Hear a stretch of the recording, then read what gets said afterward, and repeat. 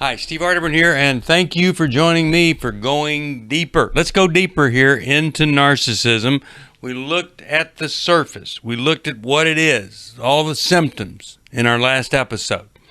But right now, I want to go a little deeper in what could we do? What's the strategy for dealing with this, if there's any hope at all? First of all, I want to say this. If you do anything different than you've been doing it before, then you can expect that this person is going to resist anything that you do.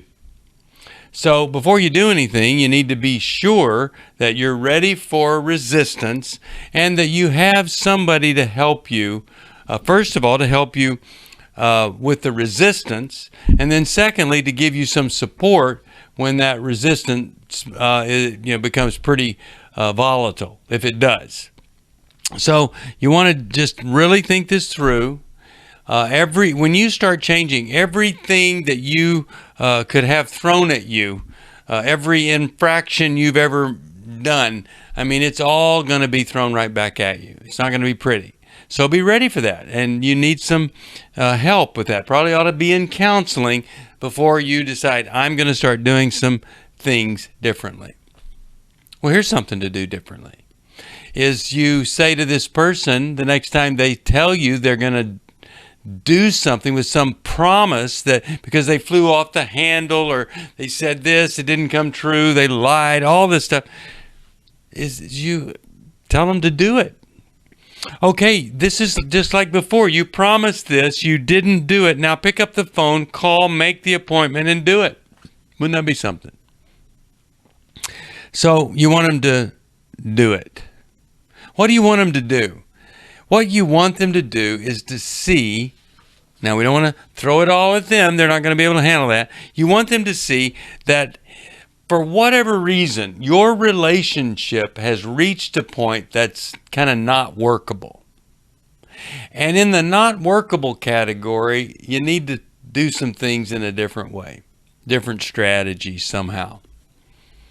So part of that strategy is you're going to go get some help for you, and you want that person to go get some help for them. Or your therapist might say, let's just keep the two of you together. It's all about your marriage, the two of you. Don't expect them to go get help. You, the two of you, get help together. That's what you want them to do. Agree that I can pick up the phone call. You've got your calendar. We're going to make an appointment to go see a therapist. That's action, not words. That's what you're wanting. Now, it's really helpful if you can decide in your new strategy that you're going to start treating them differently, see them for who they are, and just change what you're looking at all the time. And if you're thinking that all the problems in the world are them, well, you're wrong. You've got some other things. And when you stop giving them so much focus, then you can come along and deal with yourself. So you want to value yourself and take your life back. I talk about you have to value yourself or be willing to defend your value enough that you don't just take anything, and you set up some boundaries there because you value yourself. No, you cannot do that. If you're going to do that, if you ever do that again, those kind of things, then I want you to leave and not come back until you get some help. Okay, so let's look at where we're headed with this. If a narcissist is going to be helped, then they have to have this thing called a willingness. A willingness to, it's hard for them to see that they've got the problem, but just a willingness to listen to a third party talk about the relationship and where it's gone. So that'd be a big thing, just to be willing to listen to somebody else talk about it. Now that willingness, if you just were willing to see somebody, if they were, then that person could work with them to kind of see a little bit of the reality that's there that they might have forgotten about.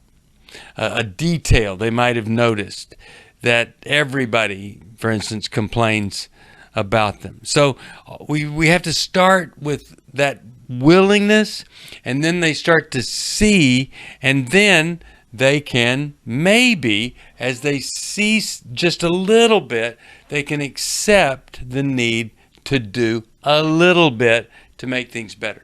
So that's all we need, is just a little crack in the facade. So then, once I am willing to do just a little bit as a narcissist, the therapist who's skilled starts to help them see and understand what happened to them as a child.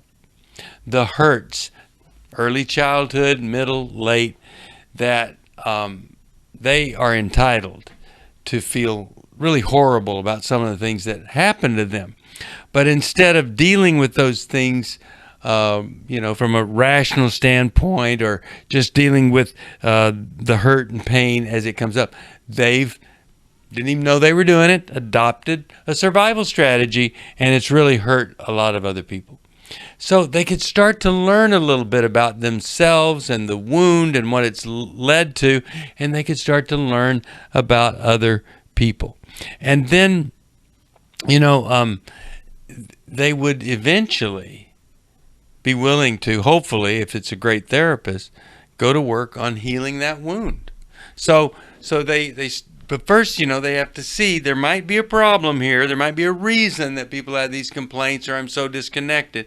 And then the skilled therapist moves them toward wanting to know more about themselves, and then wanting to know about the deep wound, and then how do I help the deep wound? How do I heal it? So it's a wonderful, exciting thing when a therapist gets a narcissist who has decided to make a change. Absolutely wonderful. Now, I'm going to talk to you about how you can interact with them differently. First of all, let's just talk about strategy, and maybe even forgiving yourself for anything that you've done to kind of build up this narcissism, or you're just doing your best. Who knows all about this? And so much of this never gets revealed until you're married. So give yourself a break. But you might want to look at, how have I reacted to this person?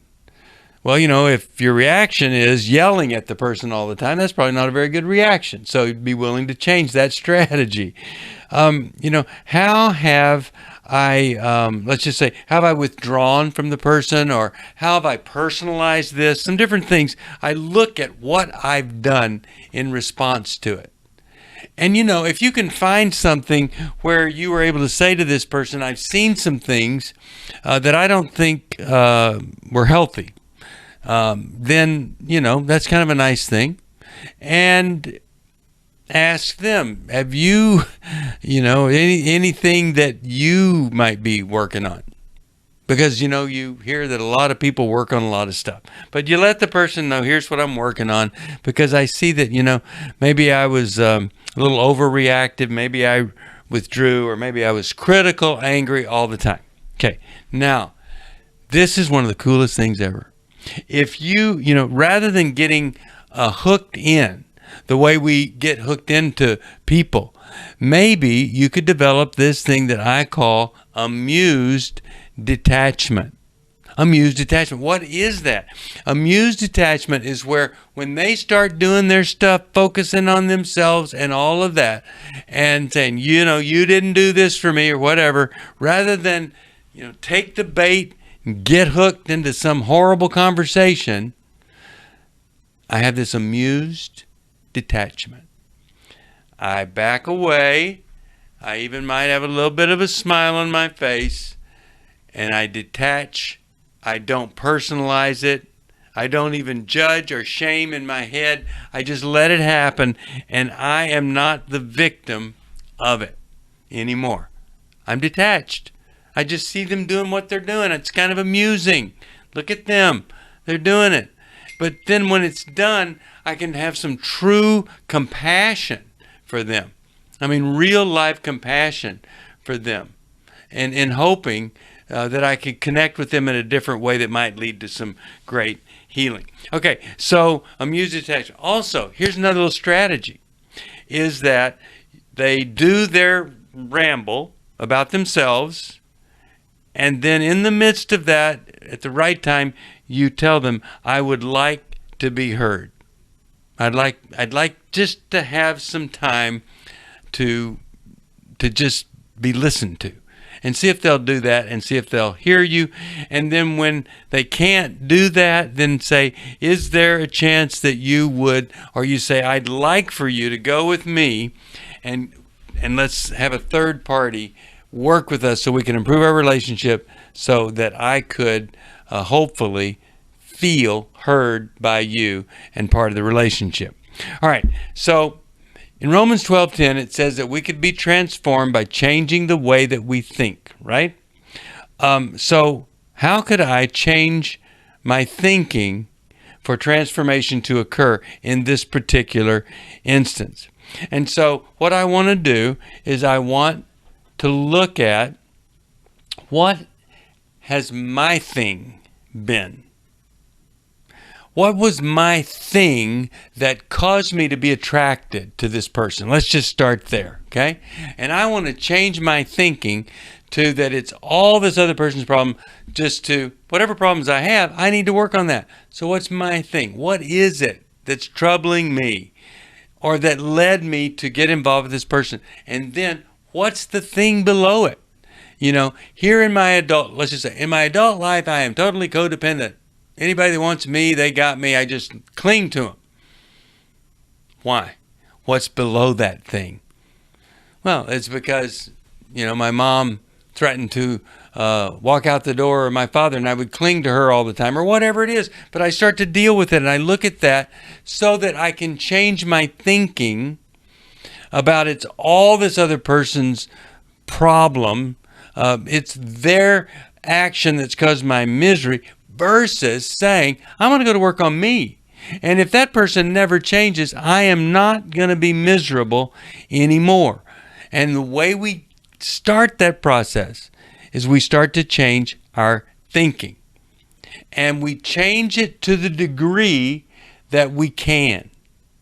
In other words, some people, they have a thinking problem. There's you could say, a chemical imbalance, or a kind of the wiring's not right. And so no matter how hard they try, they can't change their thinking. But you change it to the degree that you can. And the next time we get together, I'm going to talk to you about what do we do when, we've got some limitations on changing the way we think. And then I'm going to talk to you about what to do, or how to change this thinking, totally transform it, when all we have before us is, you could say, is just failure, because the person is not changing at all. So what am I going to do? Rather than just live miserably the rest of my life, what am I going to do? That's what we're going to go over next time. Kind of like when it's hopeless for the narcissist to ever improve, what do we do? Okay, that's next time. In the meantime, thanks for joining me for this. I hope it's helpful to you. I want you, if you're married to a narcissist, I want you to be able to have a decent life, a fulfilled life, and maybe even an extraordinary life in your ordinary misery living with this person.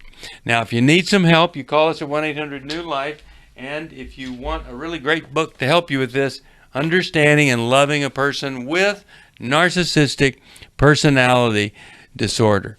Now, it's important that you not throw this label onto somebody that's just selfish, self-centered. This is a whole thing. So look at that previous video I did on this to be sure you got a narcissist. And then tune in next time.